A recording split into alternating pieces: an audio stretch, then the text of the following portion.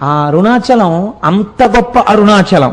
కాబట్టి చూడండి, నేను మీకు ఎందుకు విజ్ఞాపన చేశాను అంటే, ఆ కొండ సామాన్యమైన కొండ కాదు.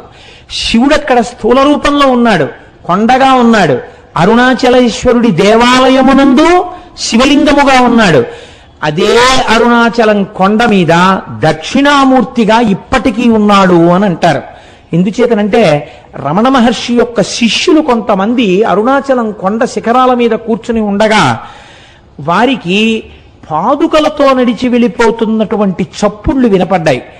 నేను సరిగ్గా చెప్పి ఉంటే నాకు ఆ పేర్లు సరిగ్గా జ్ఞాపకం ఉండవు. రమణుల శిష్యుల్లో ఒక ఆవిడ ఒకసారి అరుణాచల శిఖరం మీద కూర్చుని ఒక ప్రదోష వేళలో ఆవిడేదో సంగీతంలో ఉండేటటువంటి రాగముల గురించి ఆలోచన చేస్తూ పాడుకుంటున్నారు. అపురూపమైనటువంటి రాగాలు కొన్ని ఆ అరుణాచలం కొండల్లోంచి వినపడ్డాయి. ప్రదోష